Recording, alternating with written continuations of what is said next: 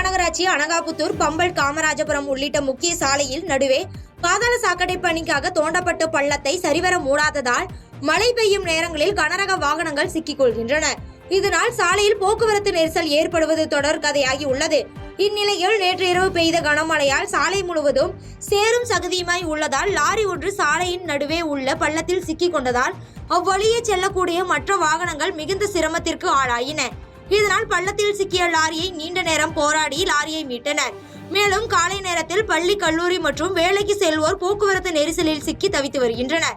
மேலும் தாம்பரம் மாநகராட்சி நிர்வாகம் அனகாபுத்தூர் செல்லும் முக்கிய சாலையை வாகனங்கள் செல்வதற்கு ஏதுவாக சீரமைத்து தர வேண்டும் என வாகன ஓட்டிகளும் பொதுமக்களும் கோரிக்கை விடுத்துள்ளனர்.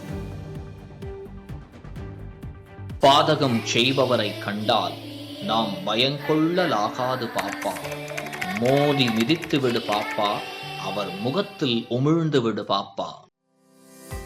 அண்மை செய்திகளை உடனுக்குடன் தெரிந்து கொள்ள இணைந்திருங்கள் இயம்நாடு தொலைக்காட்சியுடன்.